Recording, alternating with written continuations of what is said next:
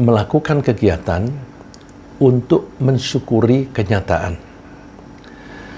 Sebagai orang yang beriman, kita menganggap kenyataan sebagai sesuatu yang baik.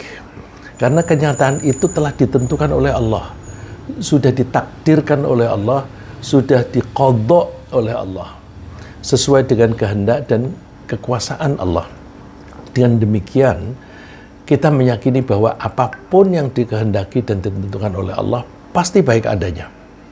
Itulah sebabnya orang yang beriman menjawab pertanyaan tentang kenyataan itu hanya dengan satu kata, baik. Jadi kalau kita ditanya, bagaimana kehidupanmu? Baik.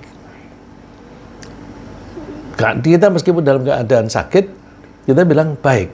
Bukan bilang sehat, ya. Sakit, tapi baik. Kenapa baik? Sakit ini digunakan oleh Allah untuk memperingatkan saya bahwa saya telah memperlakukan diri saya dengan cara yang kurang pas atau kurang baik. Oleh karena itu, Allah dengan sakit saya ini mengharapkan saya meningkatkan cara hidup yang baik, mungkin dari segi konsumsinya yang baik, mungkin dari cara bergaulnya yang baik, mungkin dari cara beribadahnya agar lebih baik. Nah, jadi orang yang beriman itu menganggap kehidupan ini baik dan baik, seperti yang difirmankan oleh Allah, wa qila lil ladzina taqaw madza anzala rabbukum qalu khaira lil ladzina ahsanu fi hadhihi dunya hasanah wa la darul akhirati khair wa la ni'ma darul muttaqin. Kelak nanti di akhirat, orang-orang yang bertakwa ditanya, bagaimana kehidupan dulu di dunia? Jawabannya hanya satu kata, khairah. Baik. Baik. Padahal dalam hidup ini kita mengalami bermacam-macam kejadian. Mungkin pernah dicuri orang, mungkin pernah ditipu dan sebagainya. Tapi semuanya kita menganggapnya baik. Nah, kalau orang yang bertakwa dan mudah-mudahan kita mengatakan baik, itu tidak bohong, bukan lalu terus memanipulasi jawaban, tidak. Nah, kenapa baik? Karena Allah memberi orang yang bertakwa itu diberi oleh Allah kehidupan yang baik. Lilladzina ahsanu fi hadhihi dunya hasanah. Orang yang bertakwa itu perilakunya baik. Karena perilaku mereka baik, maka mereka akan mengalami kehidupan di dunia ini yang baik. Waladarul akhirati khair. Kehidupan di akhirat nanti lebih baik lagi. Wala ni'ma darul muttaqin. Betapa baik tempat tinggal bagi orang yang bertakwa. Di dunianya baik dan di akhiratnya juga baik. Berbeda dengan orang yang tidak beriman. Mereka cenderung menganggap suatu kenyataan sebagai baik jika kenyataan itu bersesuaian dengan seleranya. Sebaliknya, mereka menganggap kenyataan yang sama dianggap sebagai buruk jika kenyataan itu tidak sesuai dengan seleranya. Oleh karena itu, kita seringkali menanyakan pada orang yang berbeda tentang suatu kejadian. Ada yang menjawab baik, ada yang menjawab jelek. Karena apa? Karena orang yang menganggap kejadian itu sesuai dengan keinginannya dianggap baik. Tapi orang yang menganggap tidak sesuai itu dianggap jelek.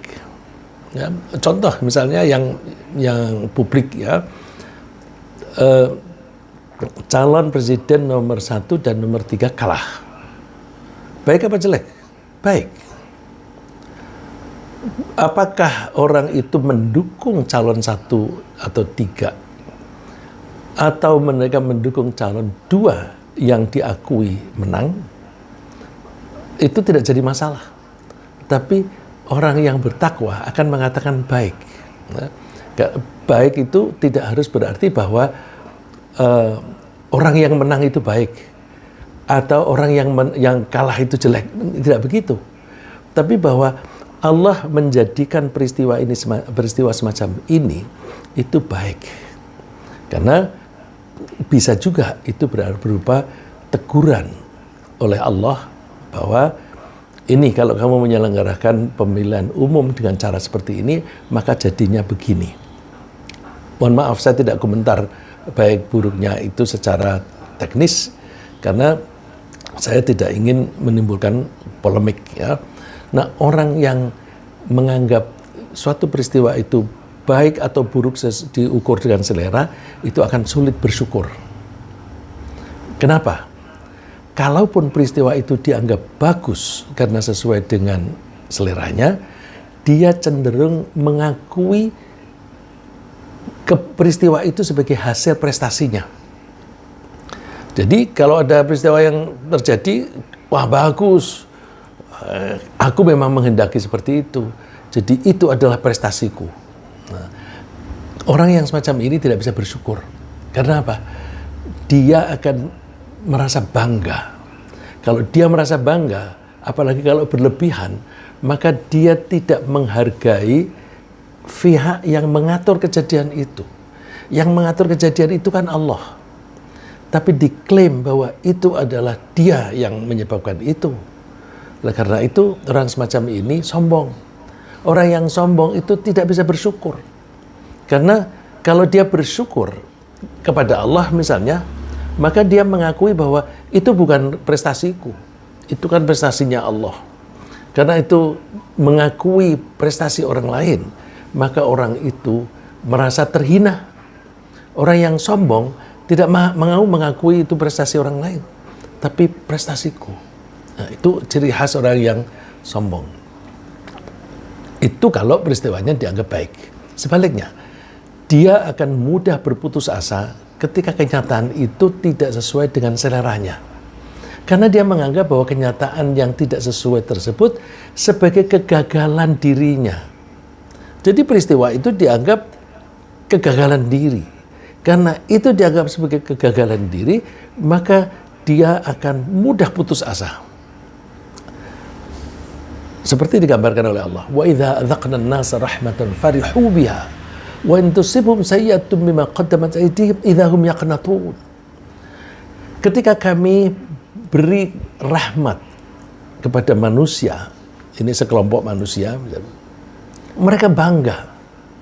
Mereka bangga karena mereka mengklaim bahwa rahmat itu bukan datangnya dari Allah. Rahmat di sini kejadian yang menguntungkan. Mereka tidak menganggap kejadian menguntungkan itu sebagai pemberian Allah, tetapi dianggap sebagai prestasi diri. Karena dianggap sebagai prestasi diri, farihu biha, mereka bangga dengan itu. Sebaliknya, wa in tusibhum sayyi'atun bima qaddamat aydihim, kalau orang itu tertimpa sesuatu yang dianggap buruk karena tidak sesuai dengan seleranya, padahal itu dia sendiri yang mengakibatkan itu, idza hum yaqnatun, lalu dia menjadi putus asa. Ya, kita kalau mudah bangga pasti akan mudah putus asa. Sebaliknya, kalau kita mudah putus asa, kita juga mudah bangga. Tergantung situasi. Kalau perasaan kita bergantung pada situasi, kadang-kadang kita senang, kadang-kadang kita bangga, kadang-kadang putus asa, itu berarti kita tidak tangguh. Orang yang tangguh itu emosinya stabil, tetap stabil apapun yang terjadi. Ada orang maki-maki, kepribadiannya tetap stabil. Ada orang memuji, dia tetap stabil. Nah, ini adalah orang yang kuat. Lalu bagaimana caranya agar kita selalu bisa mensyukuri kenyataan apapun yang terjadi? Untuk bersyukur, kita mesti membangun dulu pola pikir yang didasari atas keimanan. Membangun pola pikir itu lalu orang kadang-kadang bilang membangun common sense. Common sense itu perasaan yang umum. Nah, dikatakan yang umum, common itu yang sesuai atau yang serupa dengan orang-orang lain. Itu common, ya. Sama-sama dirasakan seperti itu. Kalau kita membangun common sense, maka kita menganggap itu baik atau buruk sesuai dengan penilaian orang-orang banyak ini. Padahal orang-orang banyak ini kan tidak selalu bisa menjadi ukuran. Di samping orang-orang banyak ini masih ada orang lain lagi. Orang lain lagi yang mungkin pendiriannya beda. Jadi kita kalau mengikuti common sense, perasaan kita akan dipengaruhi oleh lingkungan kita. Kalau kita dibesarkan di lingkungan para maling misalnya, maka kita bisa menganggap mencuri atau korupsi itu baik, asal tidak ketahuan. Sehingga mereka mengatakan kalau, wah hebat kamu bisa mencuri itu tapi tanpa diketahui. Kamu bisa korupsi tapi tanpa bisa dilacak. Nah, itu karena common sense-nya dibangun sesuai dengan orang-orang yang ada di sekitarnya. Common sense-nya itu common sense yang tidak baik. Maka yang kita bangun bukan common sense, tapi kita bangun pola pikir yang berdasarkan keimanan. Bagaimana membangun pola pikir yang berdasarkan keimanan? Mari kita coba membahas beberapa cara ya. Tentu masih ada beberapa yang bisa kita pelajari, tapi untuk pagi ini kita batasi. Misalnya, kita mesti memahami bahwa kenyataan atau peristiwa apapun yang terjadi pasti sekaligus mengandung unsur positif dan negatif. Jadi ibaratnya, semua yang terjadi apapun pasti ada unsur positif dan unsur negatif. Kadang-kadang kita menganggap yang positif ini baik, yang negatif jelek. Jadi segala peristiwa pasti mengandung unsur baik dan mengandung unsur baik. Nah, ketika kita menganggap unsur baik atau buruk, itu kita menggunakan dimensi kita. Kenapa dimensi kita? Dimensi kita itu sesuai dengan selera, sedangkan selera itu dipengaruhi pengalaman, pengetahuan, dan sebagainya. Terbatas. Nah, kalau orang mukmin menganggap memang ada yang sesuai dengan selera kita, ada yang tidak selera, tapi Allah mempunyai maksud baik. Sehingga apapun yang terjadi itu baik. Karena apa? Kejadian ini tidak berhenti di situ. Kejadian itu nanti ada kelanjutannya. Ya, contohnya misalnya Nabi Yusuf. Nabi Yusuf yang masih kecil itu dibuang oleh kakak-kakaknya ke sumur. Lahiriah tidak baik, karena itu menyengsarakan Nabi Yusuf. Dan kakak-kakaknya itu juga jahat, ditambah dengan bohong lagi kepada bapaknya.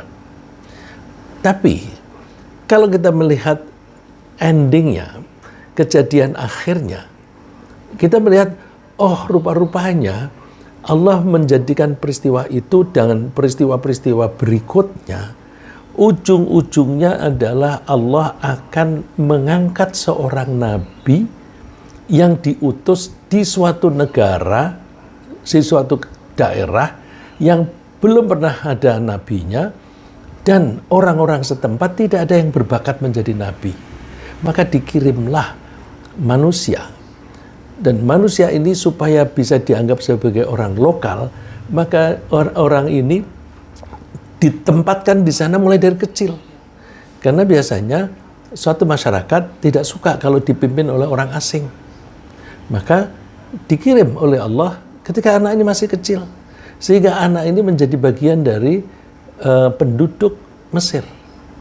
Jadi Allah membuat peristiwa itu sebagai bagian dari skenario yang ujung-ujungnya adalah Allah mengutus seorang nabi di suatu daerah yang sangat memerlukan bimbingan.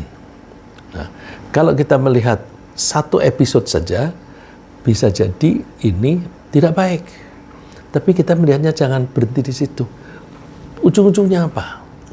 Nah, jadi saya ulang, kita mesti memahami bahwa kenyataan atau peristiwa apapun yang terjadi pasti sekaligus mengandung unsur positif dan negatif, atau baik ataupun buruk, karena Allah menciptakan segala hal yang ada di alam raya ini mesti berpasangan dan seimbang.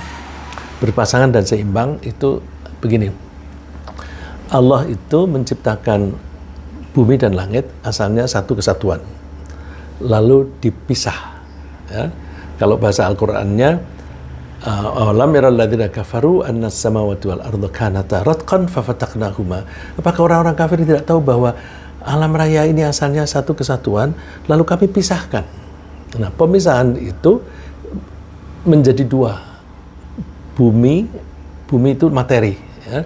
Jadi namanya bumi ini tidak hanya bumi yang kita injek ini, tetapi semua planet-planet itu namanya bumi.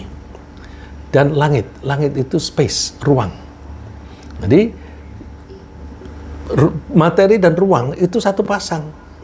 Nggak mungkin ada materi tanpa ruang. Dia tidak bisa tinggal. Nah, ruang ini juga membutuhkan materi di situ. Jadi setiap kejadian itu pasti mengandung pasangan. Karena pemisahan ini terjadi sampai ke unit-unit yang terkecil. Unit yang terkecil misalnya, kita kalau menanam biji jagung, itu akan terbelah dua dulu, kemudian tumbuh tanamannya. Terus kemudian kalau Allah mau menciptakan manusia, setelah ada pembuahan, maka terjadilah pembelahan. Setelah terjadi pembuahan, lalu terjadilah pembelahan sel, satu menjadi dua, masing-masing dari dua itu menjadi dua, ini masing-masing menjadi dua lagi, sehingga terjadilah manusia ini. Jadi semua yang ada di alam raya ini itu berpasangan. Nah, berpasangan itu bukan hanya benda-benda yang materialistik, tapi benda-benda yang non-material pun itu juga berpasangan. Maka ada baik, ada buruk, ada panas, ada dingin, dan sebagainya. Ya. Kemudian setelah kita mengetahui bahwa itu pasti ada dua unsur positif dan negatif, kemudian kita mencoba menangkap kira-kira pesan apa yang Allah sampaikan kepada kita melalui kenyataan itu. Jadi setiap kejadian di situ pasti ada pesan, ada message. Terus kewajiban kita adalah menangkap message apa yang ada di situ. Nah, kalau misalnya kenyataan itu menghadirkan kesulitan, jangan menganggap, aduh hidupku ini banyak kesulitan, konyol itu. Nanti makin terpuruk dia. Tapi dia menerjemahkannya begini, oh ada hal-hal yang membuat sulit, ini artinya aku harus bekerja keras. Jadi kalau ada kesulitan, bukan dilihat kesulitannya, tapi berikutnya apa? Berikutnya aku mempunyai cita-cita. Untuk memperoleh cita-cita itu ada yang menghalangi. Ini artinya ketika aku akan menggapai cita-cita itu, halangan-halangan ini harus aku singkirkan atau harus aku atasi. Berarti ada tambahan pekerjaan, berarti kita harus kerja keras. Nah, dengan begitu kita menjadi semangat. Ya, jadi kita begitu ada kejadian yang menambah kesulitan, kita mempertimbangkan langkah-langkah apa yang bisa kita lakukan untuk menghindari atau mengatasi faktor negatifnya sambil memanfaatkan faktor positifnya. Ini semua berangkat dari kenyataan bahwa semua yang terjadi, semua kenyataan itu pasti terdapat pasangan, ya, dua hal, baik dan buruk dan sebagainya. Wa min kulli syai'in khalaqna zawjaini la'allakum tadhakkarun. Dari segala sesuatu kami ciptakan sepasang. Zauj itu kalau bahasa Inggris spouse atau partner. Ya. Kalau spouse itu mesti dua pihak, tapi sebagai satu pasangan, ya, sebagai couple. Nah, semua yang diciptakan oleh Allah pasti terdiri dari sepasang. La'allakum tadhakkarun, agar kalian mau mempelajari kebesaran Allah, kekuasaan Allah, dan sebagainya. Lalu berikutnya, kita meningkatkan kemampuan untuk melihat hal-hal yang bukan materi. Kita cenderung melihat kejadian itu hanya materinya saja, tapi kita lengah tidak melihat yang non-materi. Nah, untuk melihat yang non-materi itu perlu latihan. Karena kita ini, indera kita itu cenderungnya melihat yang kelihatan. Sedangkan yang non-materi itu nggak kelihatan mata. Jadi kita mesti berusaha meningkatkan kemampuan untuk melihat hal-hal yang bukan materi, yang berkaitan dengan masalah kejiwaan.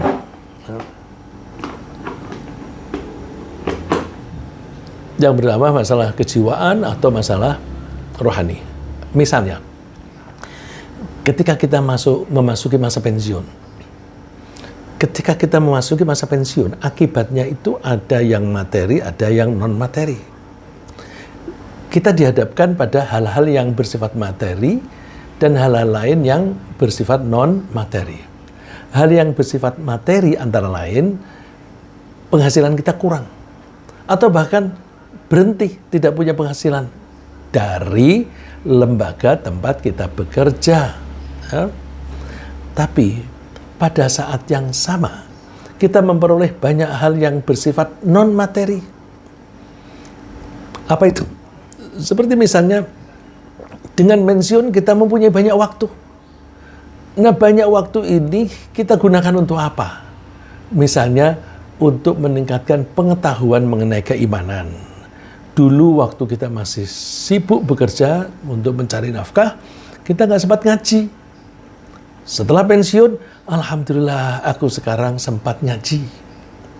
Alhamdulillah saya sekarang sempat pergi ke masjid berjamaah. Dengan pergi ke masjid berjamaah kita mempunyai teman banyak. Dan teman di masjid itu lebih homogen dibanding dengan di tempat kerja. Karena tujuannya sama, yaitu mencari ridho Allah, maka karena mempunyai kesamaan tujuan, maka menjadi lebih akrab. Jadi hubungan kita dengan teman-teman di masjid akan lebih bagus dibanding dengan hubungan kita dengan teman-teman sekerja. Karena teman-teman sekerja itu ada kepentingan, yaitu memperoleh penghasilan. Nanti kalau sudah tidak ada penghasilan, bubar atau tidak begitu penting lagi. Tapi kalau di masjid ada penghasilan atau tidak, kita tetap akan guyub. Nah, keguyuban ini sangat dibutuhkan oleh jiwa kita. Nah, kebutuhan jiwa kita ini harus dituruti. Nah, oleh karena itu, dengan kita punya waktu yang longgar, kita bisa menjadikan diri sebagai orang yang bermanfaat bagi masyarakat. Bermanfaat bagi masyarakat. Bermanfaat bagi masyarakat itu ada yang misalnya dengan melayani orang-orang yang kesulitan. Apakah orang miskin, atau anak yatim, atau orang jompo. Nah, atau bikin pengajian dan sebagainya. Ini kan bermanfaat untuk masyarakat. Nah, kalau kita itu memberi manfaat kepada orang lain, akibatnya apa? Orang lain itu merasa membutuhkan kita. Rasa dibutuhkan orang itu penting. Karena kalau kita merasa dibutuhkan oleh orang lain, maka kita merasa bahwa hidupku ini berguna. Orang yang merasa hidupnya tidak berguna, itu cenderung untuk sedih dan depresi. Orang yang depresi itu cenderung untuk ingin bunuh diri. Karena hidupnya menjadi kesepian. Maka kalau ingin tidak kesepian, manfaatkan waktu sebaik-baiknya untuk menolong orang lain. Menolong tanpa pamrih. Kalau menolong masih dengan pamrih, itu kan hanya tukar-menukar, namanya bukan menolong. Kalau kita banyak menolong orang lain, maka banyak orang lain yang merasa membutuhkan kita. Ketika banyak orang lain membutuhkan kita, kita merasa penting, dianggap penting oleh orang lain. Kalau kita merasa dianggap penting, maka kita mempunyai harga diri. Dan harga diri itu dibutuhkan oleh setiap manusia. Karena itu ketika kita pensiun, jangan hanya melihat hal-hal yang materi saja, Kalau melihat materi saja, kita akan sedih karena penghasilannya menjadi kurang atau malah tidak ada. Tapi kalau melihat yang non materi, aku punya waktu banyak, aku bisa membangun kasih sayang yang lebih bagus di dalam keluarga. Aku biasanya kurang memperhatikan kasih sayang pada istri, kemudian setelah pensiun, maka kita bisa memberikan kasih sayang yang lebih baik kepada istri. Meskipun istri makin tua, ya karena kita makin tua, tentu istri juga makin tua. Ya, dengan demikian, kita akan memahami karunia apa yang Allah berikan kepada kita melalui kenyataan itu. Karena ternyata banyak karunia yang kita peroleh, kita akan merasa senang dan bersyukur kepada Allah. Ya, coba perhatikan Nabi Sulaiman. Qala alladhi 'indahu 'ilmun minal kitabi ana atika bi qabla an yartadda ilayka tarfuk. Falamma ra'ahu mustaqirran 'indahu qala hadha min fadli rabbi liyabluwani aashkuru am akfur. Wa man syakara fa innama yashkuru nafsihi wa man kafara fa inna rabbi ghaniyyun karim. Nabi Sulaiman itu memiliki kerajaan yang otoritasnya lebih daripada orang pada umumnya. Karena Nabi Sulaiman tidak hanya bisa menguasai manusia, tapi bisa menguasai setan-setan. Setan pun itu tunduk kepada Nabi Sulaiman.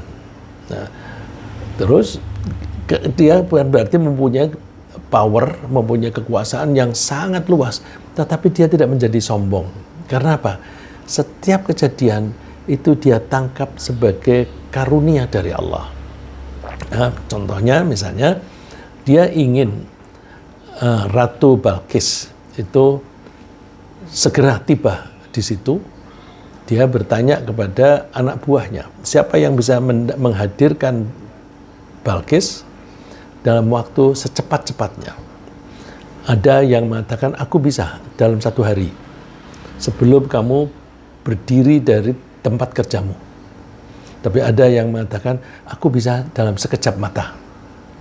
Terus ternyata betul, dalam sekejap mata sudah bisa dihadirkan.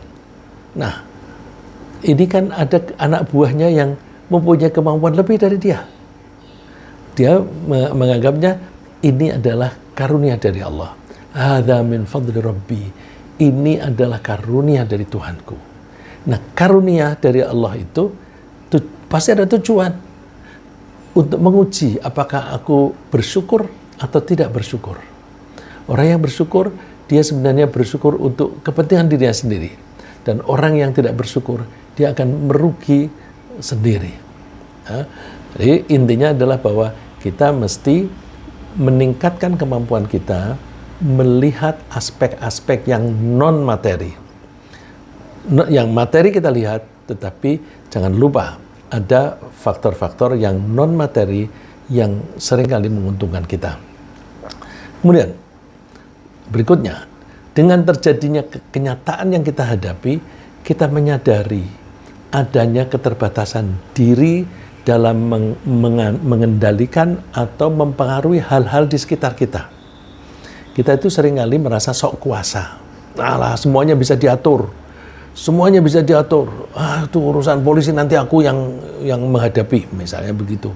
Itu kan seolah-olah dia bisa mengatur segala sesuatu. Nah, kita tidak boleh seperti itu. Kita mesti menyadari bahwa kita itu mempunyai batasan-batasan. Batasan-batasan yang wajar. Oleh karena itu, kita mesti mengetahui bahwa ada hal-hal yang kita butuhkan andil dari pihak lain. Ya, tidak bisa kita mengendalikan sekitar kita itu seperti yang kita inginkan. Karena apa? Ada faktor-faktor lain yang di luar jangkauan kita. Misalnya, ketika terjadi banjir di sekitar kita, kita menyadari bahwa kita tidak bisa mengendalikan jumlah curah hujan yang jatuh. Ya, memang curahnya tinggi. Dan kita tidak bisa mempercepat penyerapan air ke dalam tanah. Penyerapan air tentu ada kecepatan yang sesuai dengan karakter air, tanah itu. Itu di luar jangkauan kita. Misalnya lagi, ketika kita berdagang, menjual suatu produk, kita tidak bisa mengubah selera orang agar orang itu mau membeli barang kita. Kita sudah memperkirakan bahwa wah barangku ini bagus, yang paling bagus di antara barang-barang yang serupa, bahkan harganya paling murah. Tapi kita tidak bisa mempengaruhi selera orang untuk membeli barang kita. Oleh karena itu kita mesti menyadari kita punya keterbatasan. Nah, jadi kita ini memang memiliki banyak keterbatasan dan hanya Allah lah yang memiliki kekuatan dan kekuasaan atas segala-galanya. Yang bisa mempengaruhi orang itu supaya membeli Allah. Ya. Kalau Allah itu memberkahi bisnis kita, maka Allah memberikan keinginan pada orang itu, belilah barangnya dia. Begitu. Terus kalau misalnya situasi ekonomi supaya cocok misalnya ya, ini cocok itu tidak harus berarti harga tinggi atau murah. Maka kita menjual barang, kemudian Allah memberikan rasa kecocokan. Nah ini pada saat krisis ekonomi atau ekonominya memburuk semacam ini, kita butuh barang-barang yang lebih murah tapi kualitasnya baik. Nah, itu kalau kita bisa mengantisipasi semacam itu, kemudian kita membuat produk yang sesuai dengan keadaan, maka kita akan laris. Tapi selera itu Allah yang ngatur. Ya, manusia siapapun tidak bisa ngatur. Orang tidak bisa mengatur selera orang. Ya, yang bisa mengatur selera orang itu hanya Allah. Nah, kita menyadari bahwa tidak ada daya dan tidak ada kekuatan kecuali atas pertolongan Allah. Dengan demikian, apapun yang sudah kita peroleh itu tidak lepas dari pertolongan Allah.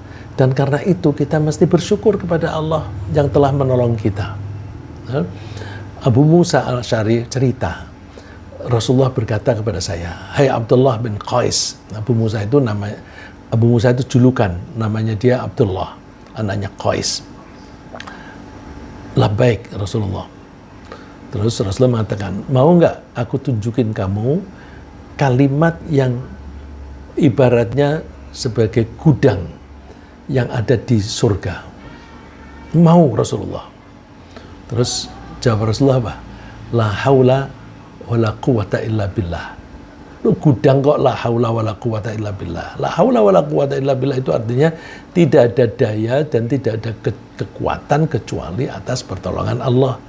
Karena kalau kita mengucapkan ini bukan hanya di lisan, tapi di pikiran kita camkan bahwa aku tidak bisa mendapatkan suatu apapun, atau bahkan aku tidak bisa berbuat suatu apapun kecuali dengan pertolongan Allah. Jadi ketika aku berbuat, itu kita mendapatkan pertolongan Allah. Kemudian kalau kita sudah berbuat, respon orang lain itu juga yang mengendalikan Allah.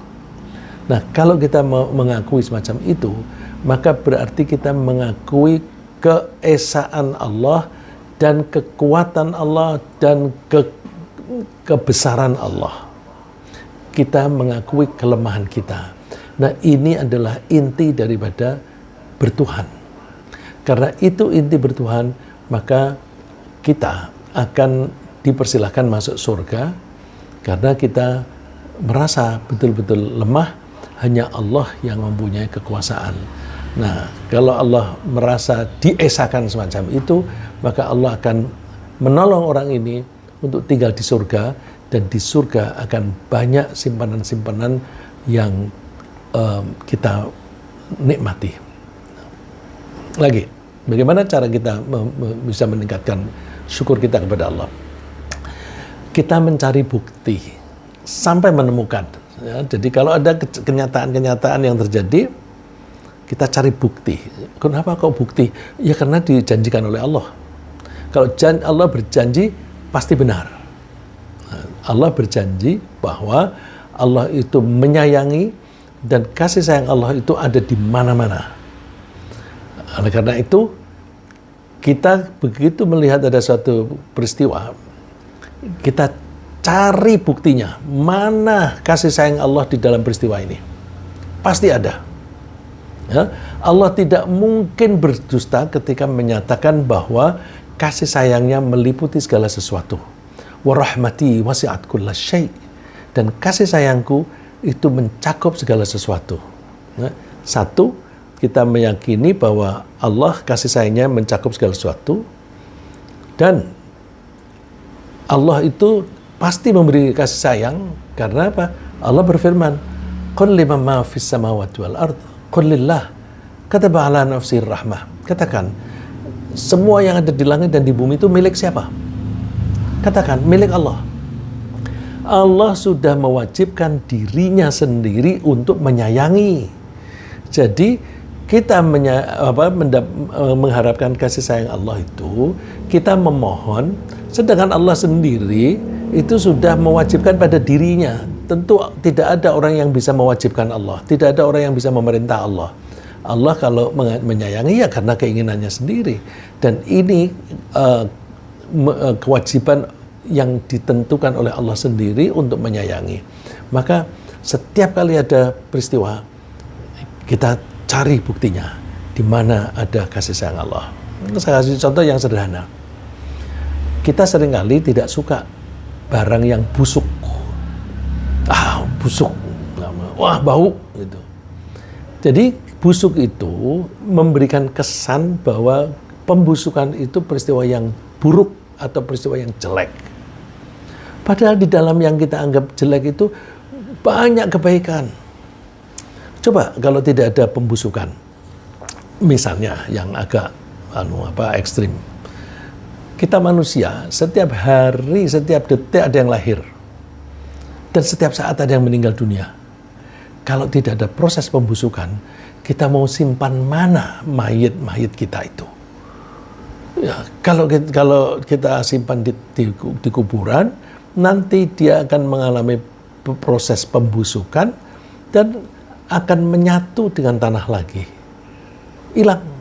Nanti ada yang meninggal lagi, bisa dikubur di tempat yang sama.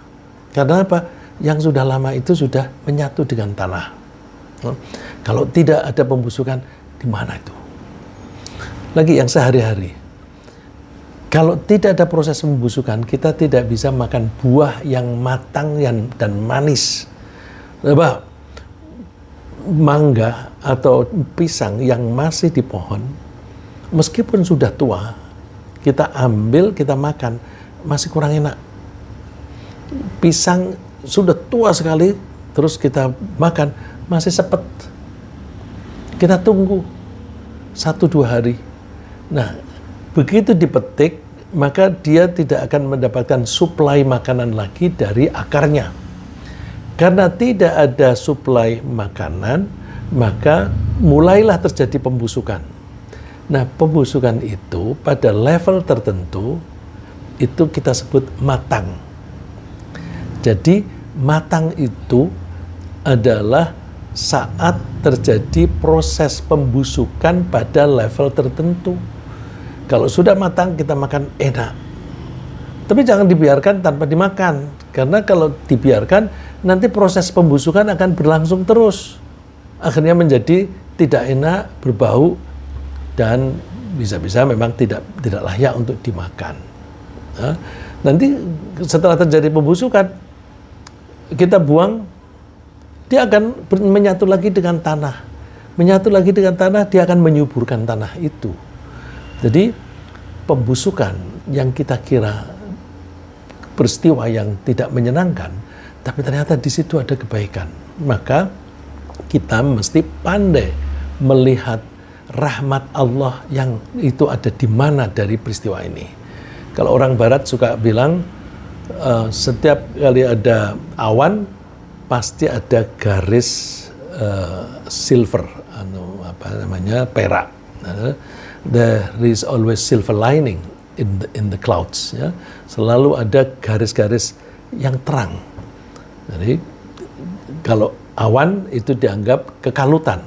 Di dalam kekalutan pasti ada hal-hal yang memberikan penerangan atau hal-hal yang baik. Jadi kalau kita ngomongin sehari-hari pasti ada hikmahnya. Nah, oleh karena itu mari kita ambil contoh. Ya. Ketika kita makin tua, badan dan pikiran kita biasanya makin melemah, sehingga kita tidak layak lagi bekerja untuk mencari penghasilan. Tapi kita tidak perlu gelisah atau risau dengan kenyataan semacam ini. Kenapa? Allah yang Maha Penyayang itu telah menciptakan mekanisme hubungan antar manusia yang baik sekali. Kita misalnya sebagai pasangan suami istri yang normal, pasti kita menyayangi anak kita. Karena kita menyayangi anak kita, kita akan merawat dan mendidik mereka dengan penuh kasih sayang tanpa pamrih. Nah, jika anak-anak kita itu tumbuh normal, baik secara jasmani maupun rohani, dan mereka menerima kasih sayang dari orang tua dengan tulus, maka mereka di hari tuanya atau dewasanya pasti akan menyayangi orang tuanya. Karena mereka merasa bahwa mereka berhutang budi pada orang tua. Maka ketika orang tuanya menjadi lemah, menjadi sakit-sakitan misalnya, anak-anak itu akan menyayangi. Nah, karena kasih sayang itu, mereka akan menjamin kebutuhan kita dalam kehidupan ini. Sehingga mereka bersedia memberi kita biaya untuk kebutuhan sehari-hari. Jika kita akan bepergian misalnya untuk silaturahim, anak-anak kita akan mengatur kepergian kita dengan baik. Dibelikan tiket. Misalnya orang tua, aku ingin umroh. Nggak punya duit. Nah, anaknya berunding, ayo kita iuran untuk membiayai umrohnya. Wah, tapi harus ada yang menemani. Wah, semuanya pada nggak sempat.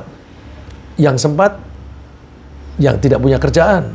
Nah, ini aja dia yang menemani. Dia tidak punya duit, dibiayai oleh saudara-saudaranya yang punya duit. Sehingga orang tua bisa pergi umroh dengan terjamin keadaannya. Nah, misalnya lagi jika kita orang tua sakit, anak-anak kita juga akan bersedia membiayai pengobatan kita. Mereka akan merawat kita sambil memohon kepada Allah agar Allah menyayangi kita sebagaimana kita menyayangi mereka. Tapi kuncinya, kita mesti melakukan kewajiban kita. Begitu kita punya anak, kita diwajibkan oleh Allah untuk menyayangi mereka. Menyayangi dengan cara merawat dan mendidik mereka. Kita mendidik mereka akan menjadi anak yang soleh, yang berbakti kepada Allah. Nah, kalau kita mendidik dengan tulus, maka anak itu akan menjadi anak yang soleh. Anak yang soleh pasti akan berbuat baik kepada orang tua. Ya. Ada teman yang waktu itu umurnya 84 tahun. Dia mengatakan, ya kita dengan umur kita tua begini kan, kita tidak bisa mendapatkan penghasilan. Loh, rezeki Allah itu tidak harus berupa penghasilan dari pekerjaan kita sendiri. Coba Bapak beberapa hari yang lalu pergi ke Cirebon. Bapak menyediakan duit enggak? Enggak. Tapi semua sudah diatur anak-anak. Tiketnya atau mobilnya itu sudah disediakan, sopirnya sudah disediakan, dan ada pendampingnya supaya tidak jatuh dan sebagainya. Nah, itu juga rezeki. Jadi Allah membuat mekanisme hubungan orang tua dan anak yang seindah itu. Maka kalau kita merawat anak dengan kasih sayang, maka anak itu akan menyayangi kita. Sampai anak itu suka berdoa seperti berikut. Waqfid lahuma janaha dhulli minar rahmati wa qur rabbirhamhuma kama rabbayani shaghira. Anak, hai anak, rendahkanlah hatimu di hadapan orang tua. Rendahkan dirimu karena kasih sayang. Dan doakan, Tuhan, sayangilah kedua orang tuaku sebagaimana mereka menyayangi aku ketika aku masih kecil. Ada sebagaimana mereka menyayangi aku ketika masih kecil. Jadi ini artinya kita orang tua memulai dulu menyayangi mereka, nanti mereka akan menyayangi kita ketika kita sudah tua, sudah makin lemah. Jadi alhasil, kalau kita menghadapi kenyataan, kita mesti pandai-pandai melihat rahmat Allah itu ada di mana? Di peristiwa itu. Nah, ringkasnya begini, bahwa orang yang bertakwa akan mengalami kehidupan yang serba baik. Pengakuan keberhasilan sebagai prestasi diri itu akan menghambat munculnya rasa syukur.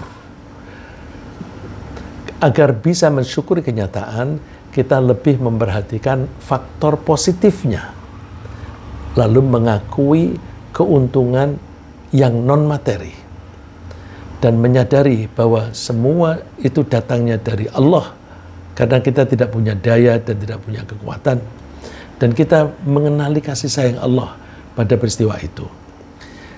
Jika kita menanam kasih sayang, kita akan memetik kasih sayang pula.